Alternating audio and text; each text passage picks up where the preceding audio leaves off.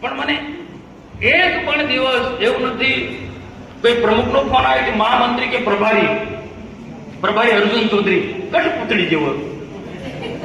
હા, આ પહોંચાડજો વાત. અર્જુન ચૌધરી એટલે કઠપુતળી, જેટલું નતા એટલું કામ કરવાવાળો. જિલ્લાના ટીમની એની જવાબદારી છે કે મને મોકલવું છે કે આ સીટ નબળી છે, આ જિલ્લા સીટની છે કે આ વિસ્તાર નબળો, ત્યાં મને મોકલવું જોઈએ. આ બધા ઘણા બધા અને ઉમેદવારો આપી દીધો, વાંધો ને ભાજપ અને જીતાડવા માટે કોઈ નીકળ્યો છે, જિલ્લા પ્રમુખ નીકળ્યા છે કોઈ દિવસ? કોઈ મને બતાવ્યો ફોટો કે જિલ્લા પ્રમુખ નીલભાઈ રાવ કોઈ જગ્યાએ જિલ્લા પંચાયતના ઉમેદવારને જીતાડવા માટે કોઈ સભા કરી છે? એમના 3 મહામંત્રી છે.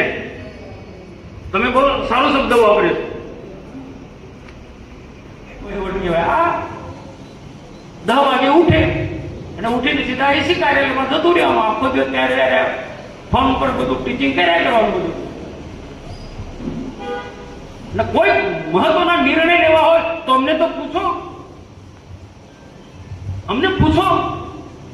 આ લોકોની સામે કોણ લડે છે? આ ગુંડા લોકોની સામે, ધૃષ્ટરાષ્ટ્ર એટલે કે કૌરવોની સામે કોણ લડે છે? બાકીનું પછી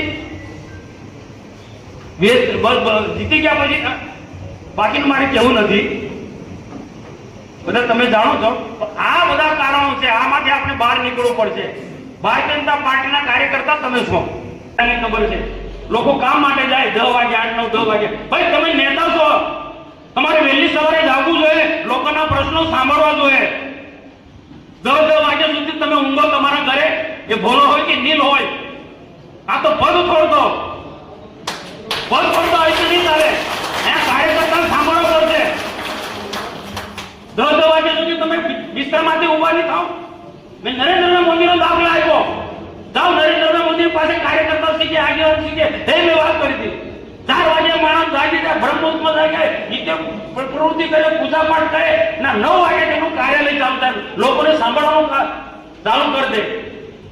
ના આ અનેક રાજ્યો ના અનેક સંગઠનના લોકો આ પ્રકારની આપણી કાર્યપદ્ધતિ છે ભારતીય જનતા પાર્ટીના. પેલા લોકોમાં અને આપણા લોકોમાં બહુ ડિફરન્સ છે. 9 વાગે 10 વાગે ઉઠે એ રાક્ષસી વૃત્તિનો માણસ છે. મેં આ વાત ઘણી જગ્યાએ કહું છું.